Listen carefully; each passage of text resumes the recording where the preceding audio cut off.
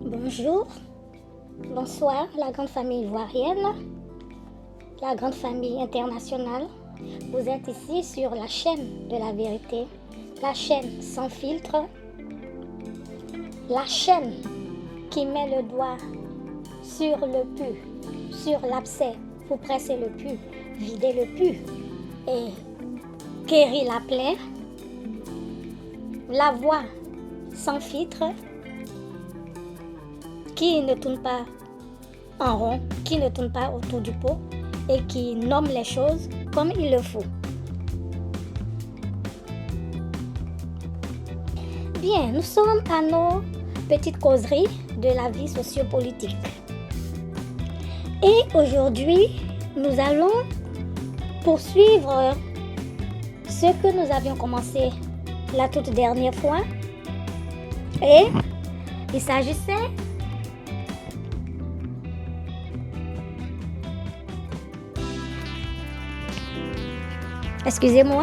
il s'agissait, comme nous l'avions dit, de répondre à vos questions. Et nous avions listé vos questions. Et la dernière fois, nous avions choisi une question. Et la question était tellement importante qu'elle a demandé une émission spéciale pour aller en profondeur et pour détailler, pour pouvoir faire ressortir tous les éléments pour que les gens puissent comprendre de quoi il s'agit. Bien, donc la question était: pensez-vous qu'une femme peut être présidente en Côte d'Ivoire? Et nous avions fait un développement. Nous sommes allés très loin dans l'histoire pour montrer que, en temps normal, cette question n'est pas une question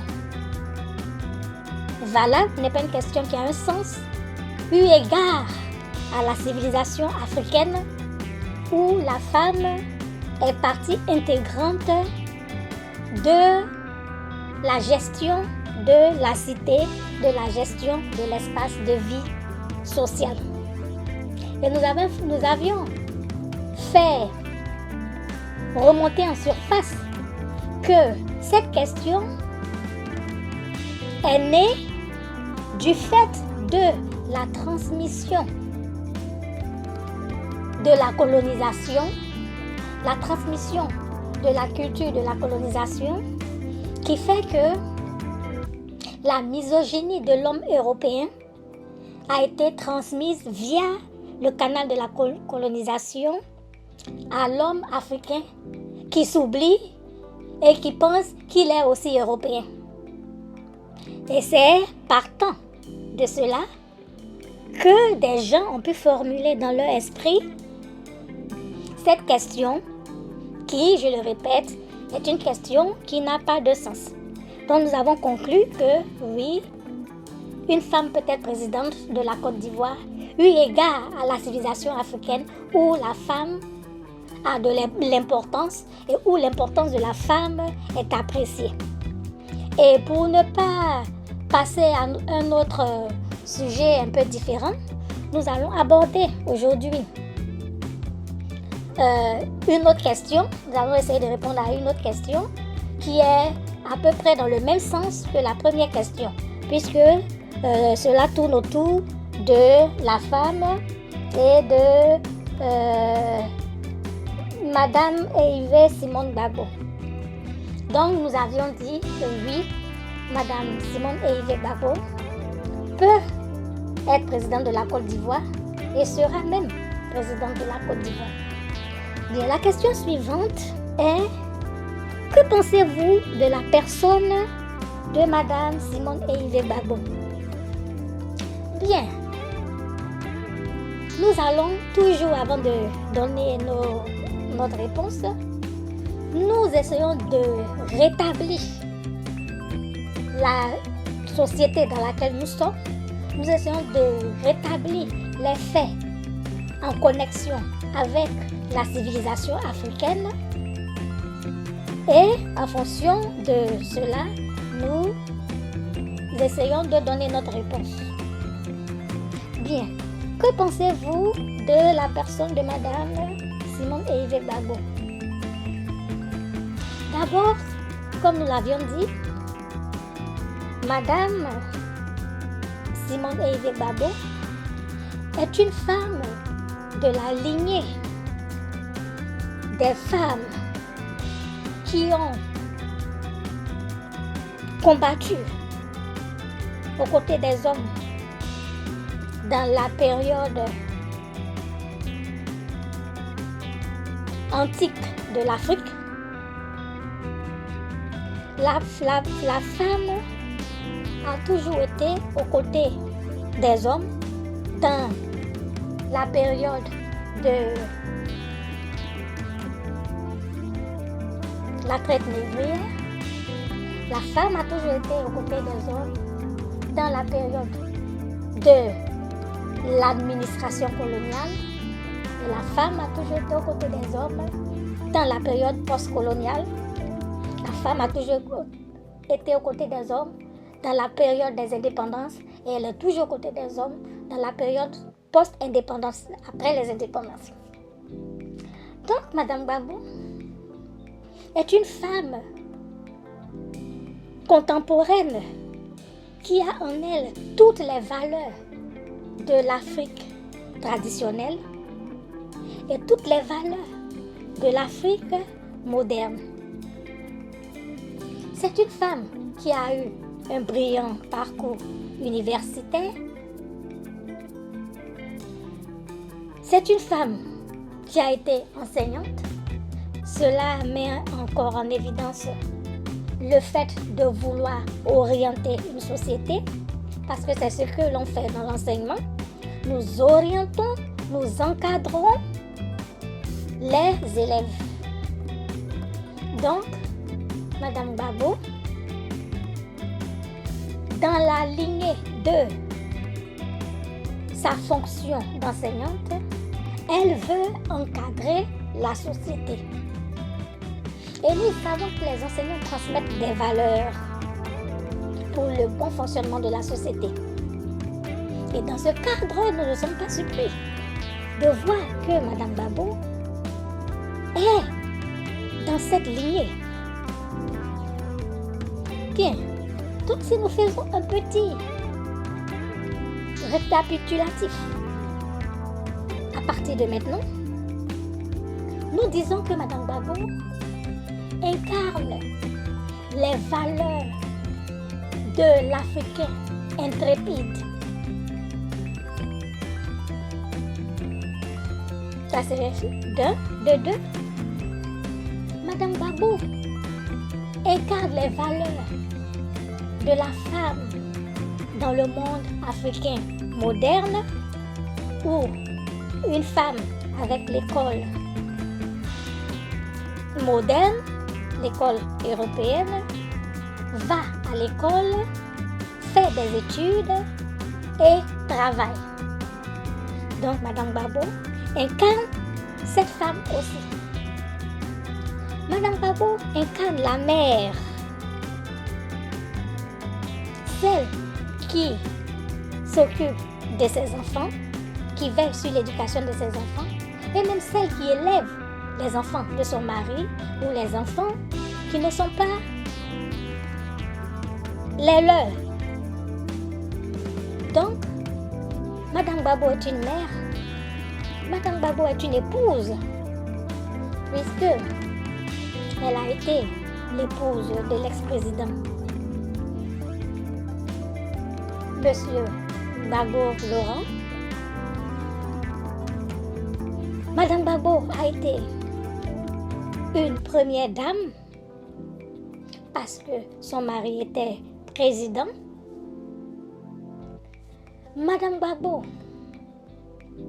à la suite de la présidence, quand la Côte d'Ivoire a été attaquée par la France et ses supplétifs des pays limitrophes, Madame Gbagbo a subi le martyre de la femme qui lutte. Elle a subi le martyre de la femme africaine qui est aux côtés de son mari pour lui tenir compagnie, pour l'encourager. À la suite de cela, Madame Gbagbo a été martyrisée, frappée, insultée, agressée physiquement par ces vagabonds venus des pays limitrophes. Nous avons tous vu ces images pénibles à regarder, pénibles à supporter d'une femme africaine, d'une femme noire qui n'a rien fait et qui est ainsi livrée à la violence physique de petits voyous de rue. Et tout cela sous le regard protecteur de la France. Donc, Madame Gbagbo incarne la femme humiliée, la femme battue, la femme agressée physiquement.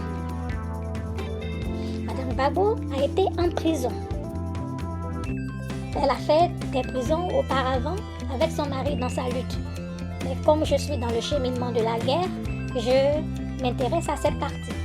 Madame Gbagbo a été en prison suite à l'évincement de son mari de la présidence de la République. Son mari a été déporté, comme autrefois les colons déportaient les chefs guerriers, les Africains qui leur tenaient tête. Son mari a été déporté et elle a été mise en prison. Donc, Madame Gbagbo représente également la femme qui a subi la prison dans ces temps modernes, dans ces temps de la colonisation moderne, que certains appellent néocolonisation. Et comme je vous l'ai dit, la colonisation n'a jamais cessé. Donc on ne peut pas dire néocolonisation, parce que néo c'est nouvelle. Donc ce n'est pas une nouvelle colonisation, c'est toujours cette colonisation qui continue, sous d'autres formes. C'est tout.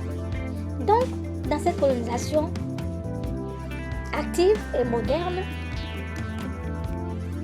la colonisation des temps contemporains, Madame Gbagbo incarne la figure de la femme qu'on met en prison.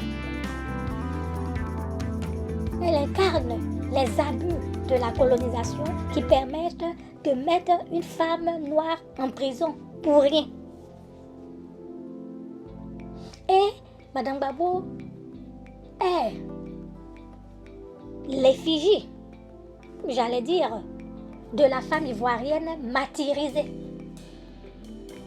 Parce que depuis cette guerre, nous avons vu que les femmes, la société, cette frange de la société qui a toujours été respectée en Afrique traditionnelle,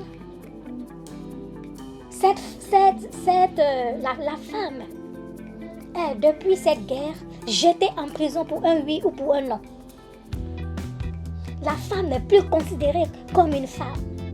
La femme devient un objet. La femme devient un objet de non-respect sous cette gouvernance avec l'appui de la colonisation contemporaine. Donc, Madame Gbagbo reflète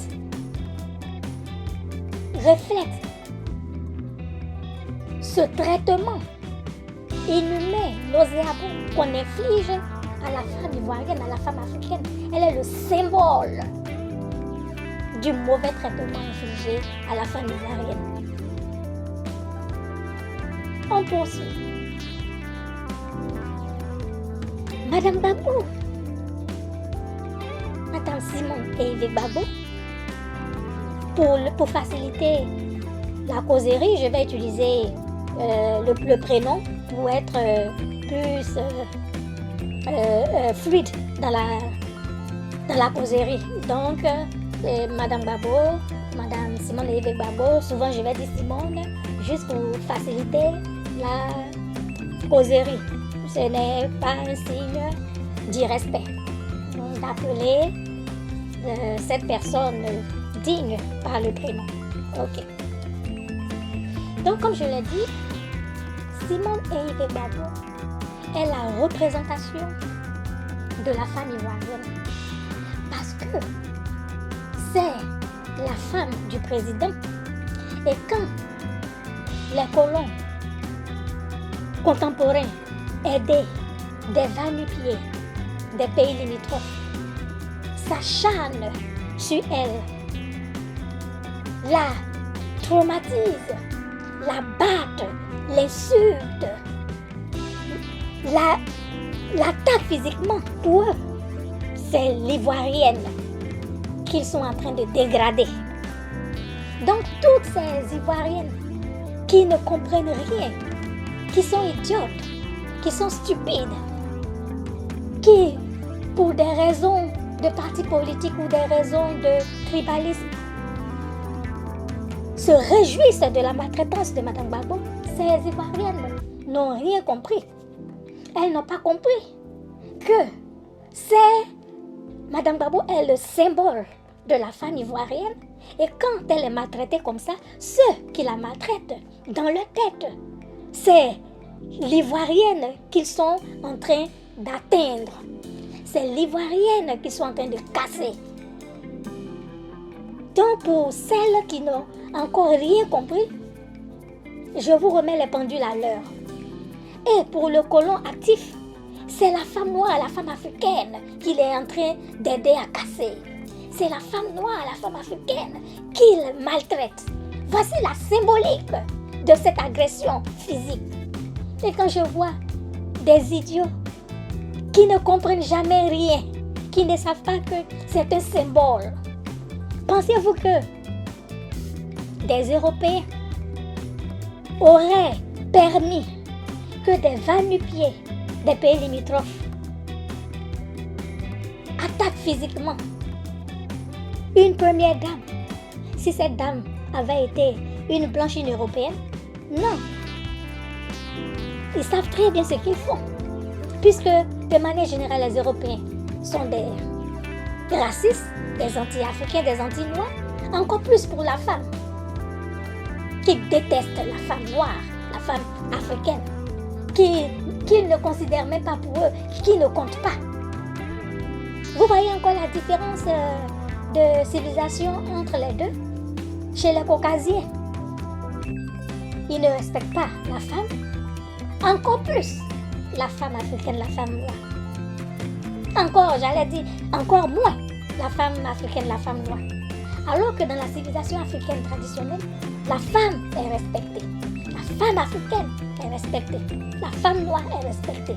Donc vous voyez les deux mondes qui sont si différents. Pour revenir à ce que nous disions, donc le colon moderne n'aurait pas permis cela si ça avait été une femme blanche, une femme européenne. Si ça avait été nos biens, ils auraient tout fait pour au moins empêcher cette brutalité physique qu'on exerce sur une femme. Mais ils ont laissé faire par racisme, par misogynie. Et ces bâtards, ces délinquants de ces pays limitrophes, eux dans leur tête, c'est à une Ivoirienne, à la représentante des Ivoiriennes qu'ils font du mal, qu'ils insultent, qu'ils dégradent, qu'ils frappent physiquement. Donc eux, ils sont contents. Parce que dans leur tête, leur haine, leur ivoirophobie leur fait maltraiter une femme. De l'autre côté, les colons contemporains sont contents. Parce que ils se disent, c'est entre les sauvages, entre eux les sauvages. Et puisqu'ils ne considèrent pas la femme, encore moins la femme noire, la femme africaine, ok, faites ce que vous voulez de cette femme africaine. On en a cure. Vous comprenez un peu? Voilà pourquoi il est tellement stupide pour une femme ivoirienne de se réjouir de ce que Mme Gbagbo a été agressée physiquement. Laissez les femmes sans éducation des pays limitrophes se réjouir, mais pas vous les Ivoiriennes. Parce que vous n'avez pas compris que elles se réjouissent de vous. Quand elles se réjouissent de la maltraitance de Mme Simone, c'est de vous qu'elles se réjouissent, vous les Ivoiriennes. Apprenez à réfléchir par symbole. Apprenez à voir plus loin que le bout de votre nez. Donc, comme nous l'avions dit, Madame Gbagbo représente la femme abusée physiquement, agressée physiquement, méprisée, insultée.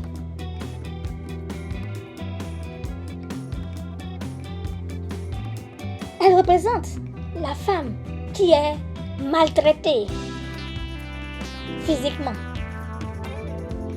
Vous avez vu les images, les photos de ses cheveux arrachés, le cuir chevelu presque arraché. Et je vais vous expliquer un peu cela. Les femmes peuvent être d'accord avec moi et confirmer ce que je veux dire. Si vous voyez, Madame Gbagbo, c'est comme les femmes le disent, les femmes africaines le disent, elle s'est méchée.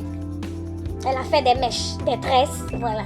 Donc les tresses, quand les Africaines vous tressent, c'est-à-dire on prend une touffe de tes cheveux qui sont sur ton crâne, tes cheveux naturels, qu'on entrelace, on entremêle avec des mèches de cheveux artificielles pour créer la natte. Donc, la mèche artificielle et tes cheveux sont intimement liés, sont soudés. Mais vous avez vu ce qui lui est arrivé. Ces criminels, ces agresseurs, lui ont arraché ses tresses. Imaginez un peu la douleur pour une femme de cet âge. C'est-à-dire que la connexion, la conjonction, c'est comme si vous tricotez quelque chose et les fils sont entremêlés. Donc, imaginez la douleur, puisque les mèches qui ont été arrachées ont aussi arraché ses cheveux de son cuir chevelu. Demandez à une Africaine, elle va vous expliquer cela. Quand on prend d'abord une poignée de cheveux qu'on serre dans la paume, de la racine jusqu'au bout, on serre dans la paume. Imaginez la douleur. À plus forte raison, imaginez des tresses attachées à cette chevelure. Imaginez la douleur d'avoir arraché. Donc, la violence de l'arrachement des cheveux montre la haine, la violence et la méchanceté qui était dans le cœur de ces criminels. Ça explique encore l'ivoirophobie de ces bandits. Puisque le fait d'avoir arraché, ce n'est pas d'avoir défait ou enlevé, c'est arracher, derooted, c'est-à-dire enlever la racine des tresses. Vous voyez un peu la douleur que cette dame a dû ressentir. Mais elle est restée près de son mari. Donc, Madame Gbagbo, par cet acte de bravoure, démontre la fidélité de la femme noire, de la femme africaine, la fidélité de la bonne femme à la cause de son mari et à son mari. Elle dénote encore le courage de subir pour sa cité, pour son pays, pour la population de son pays. Et Madame Gbagbo est en prison. Elle ressort de prison. Encore ici, nous avons le courage de Simone, la combativité de Simone, la résilience de Simone. Elle ressort de prison presque affaiblie.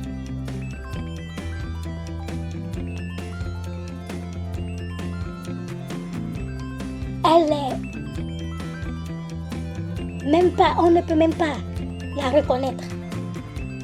Mais elle tient. Petit à petit,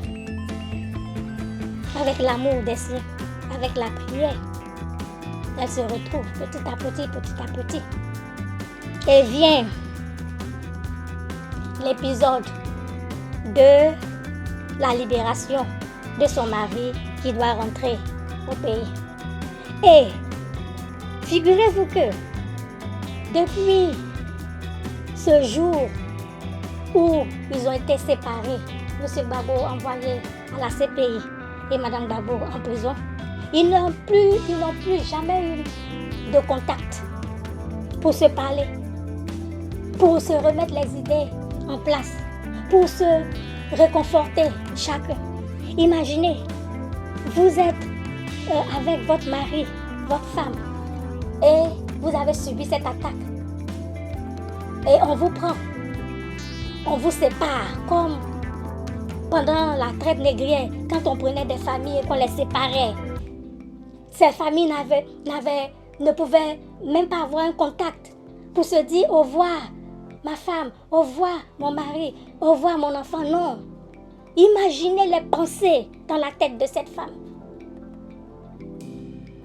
Pensant à son mari, comment va-t-il là-bas? Comment mange-t-il?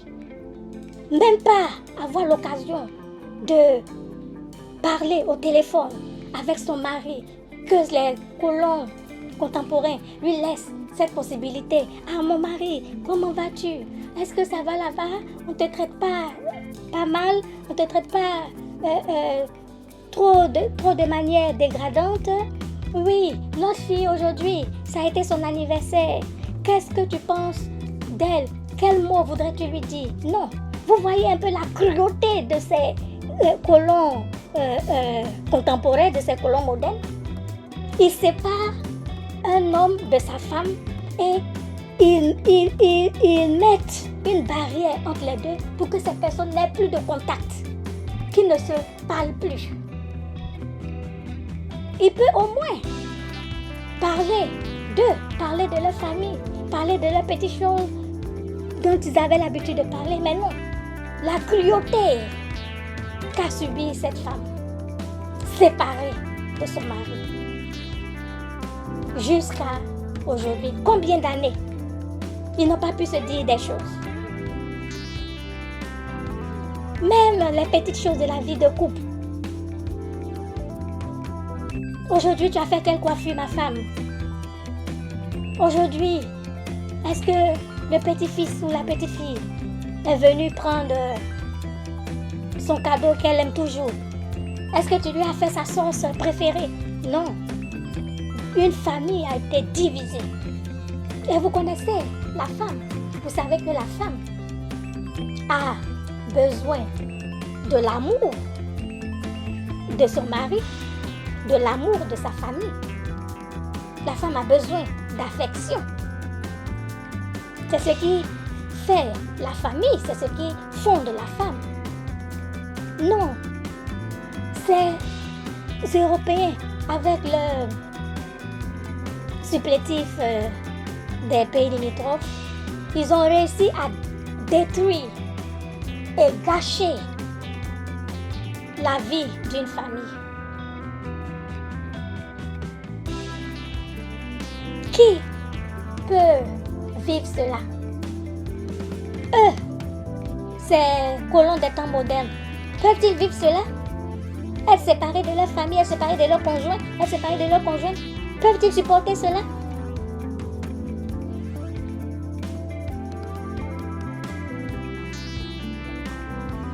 Je viens de voir ça c'est une petite parenthèse, que le président, le bandit Sarkozy a été tiré en prison, en griffe, et que sa prison c'est comme un hôtel. Il va vivre là-bas, il aura des comment est-ce qu'on les appelle, des invités, il pourra recevoir des gens, et sa femme même peut aller là-bas, peut dormir là-bas, lui rendre visite. Alors vous avez vu? Donc ils permettent à eux de conserver les rapports humains, de conserver l'humanité. Et aux Africains, aux Noirs, ils dénient cette humanité. Ils séparent une femme de son mari et ils imposent à son mari de ne plus avoir de contact avec sa femme. Donc ici, Madame Simone Gbagbo représente encore les femmes martyrisées mentalement, martyrisées affectivement, martyrisées émotionnellement, martyrisées humainement, puisque elles se retrouvent dans l'abandon, martyrisée émotionnellement, puisqu'elle est séparée de son époux, avec qui elle n'a plus eu un seul contact jusqu'à maintenant. Combien d'années? 15 ans. Qui peut vivre cela? Qui peut supporter cela? Un peu de respect pour cette grande dame, une dame de courage, une dame de résilience, une dame spirituelle, une dame qui s'est portée sa croix.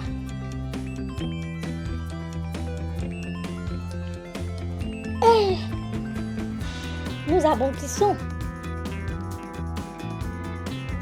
à la venue du président et à l'humiliation qu'il lui a fait subir. Vous voyez encore une femme qui a été séparée pendant la guerre de son mari et qui se dit que voici enfin l'occasion de retrouver mon mari. Nous allons parler de nos petites choses dont nous parlions avant.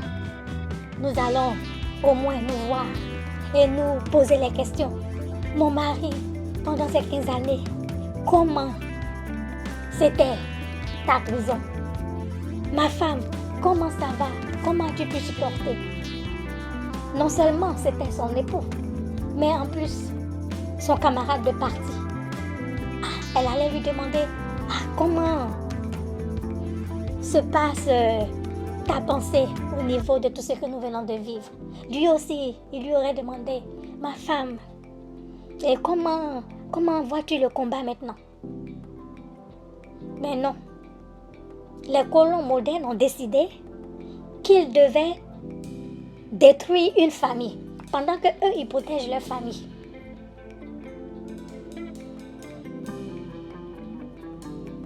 Donc, nous avons l'humiliation. Madame Gbagbo représente encore la femme humiliée. Maintenant, dans ce cas précis, la femme humiliée par son mari. Et la femme humiliée et jetée à la vindicte populaire par son mari. Et là maintenant, nous quittons la phase du colon pour maintenant atterrir sur l'homme. L'homme africain, l'homme noir, l'homme ivoirien, qui montre de plus en plus des actes très négatifs envers sa femme. Il paye des personnes sur les réseaux sociaux via sa maîtresse pour insulter son ancienne femme. Il ne réagit pas, il ne met pas le haut là quand on insulte son ancienne femme. Les gens la dénigrent, l'insultent. Et on a l'impression qu'il prend plaisir à cela. Donc Madame Gbagbo représente encore la femme abusée par son mari. La femme humiliée par son mari. La femme que le mari ne respecte pas. La femme dont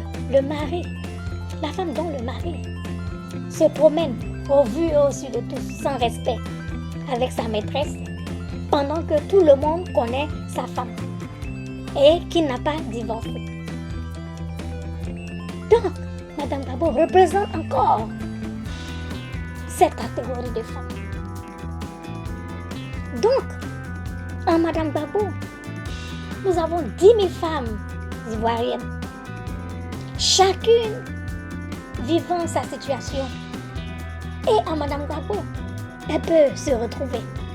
La femme battue, la femme agressée physiquement, la femme insultée, la femme vilipendée, la femme disrespectée par son mari,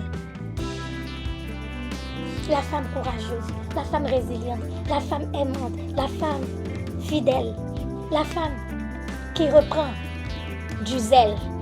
La femme qui reprend son courage. La femme qui reprend ses ailes. La femme qui supporte la jalousie maladive de la maîtresse de son mari. Tout cela, Madame Gbagbo représente tout cela, et chaque femme ayant vécu une partie de chacune des représentations se retrouve en Madame Gbagbo.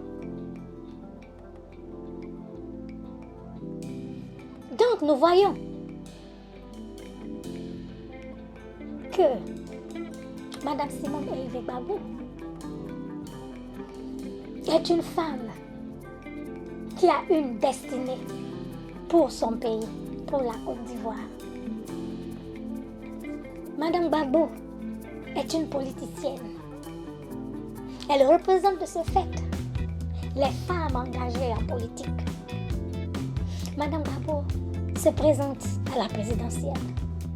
Elle représente en fait les femmes qui ont l'habitude de diriger la société, de diriger la cité. Madame Gbagbo a les capacités, les aptitudes, les moyens, la mentalité, le courage, la résilience et la vision qu'il faut pour être présidente de la République de Côte d'Ivoire. Madame Gbagbo Hervé Simone est un symbole vivant contemporain de la femme africaine. C'est un symbole vivant qu'il faut honorer et qu'il faut encore plus honorer en lui donnant les clés de ce pays pour conduire la Côte d'Ivoire dans la lumière glorieuse de Dieu le Créateur. Donc, si les Ivoiriens veulent sortir de ce génocide, de cette maltraitance dans laquelle ils sont, voici la clé qui va permettre d'ouvrir cette porte. Parce que si vous restez encore enfermé dans ce cachot, mais dites-vous bien que Alassane Dramane, le président actuel, pour les 5 ans à venir, vous serez génocidés. Vos terres arrachées. Il a commencé à arracher les terres des Hébriers, casser les villages des Hébriers. Il va aller plus au sud. Il va aller plus au sud. Arracher les terres des gens. Casser les villages des gens. Et rendre homeless, SDF, les Ivoiriens sur leur propre terre. Je pense, chers Ivoiriens, que Dieu n'a pas prévu cette destinée pour vous. Donc vous êtes les seuls à pouvoir réclamer la destinée et reprendre la destinée que Dieu a prévue pour vous. Évitez de suivre les politiciens qui se comportent comme de grands enfants, des politiciens capricieux, des politiciens qui n'ont pas en tête le bien-être de la population, mais plutôt qui font des calculs pour leur poche, pour leur ventre. Désormais, chers Ivoiriens, impliquez-vous de manière directe dans la vie de votre pays. Vous devez être en ton pied, mon pied, avec les politiciens. Dorénavant, ce ne sera plus la politique de 1902. Ça sera une politique révolutionnaire où la population est en collet serré avec ses dirigeants. Où les dirigeants vont rendre compte presque chaque mois à leur population et ils vont gouverner ensemble. On ne laissera plus les politiciens faire ce qu'ils veulent. Ils auront toujours le peuple à leur côté avec eux et toujours le peuple qui leur demandera des comptes. Donc, chers Ivoiriens, que les élections se tiennent le 25 ou pas, si elles ne se tiennent pas le 25, je suppose que c'est pour que des améliorations soient apportées au processus électoral. Donc, si elles ne se tiennent pas le 25, elles se tiendront forcément un autre jour. Dans tous les cas, n'oubliez pas que Madame Simone Veil Gbagbo est la clé du bonheur et du rétablissement des Ivoiriens. Bien, chers amis de Petite Causerie de la vie sociopolitique, nous allons nous quitter sur ces quelques mots. Vous dis merci, continuez de vous abonner, envoyez vos questions. Vous pouvez laisser aussi vos questions dans les commentaires et abonnez-vous, partagez et n'oubliez pas, nous sommes ici pour vous ouvrir les yeux. Nous sommes ici pour que vous soyez informés pour prendre les bonnes décisions. Merci et à bientôt.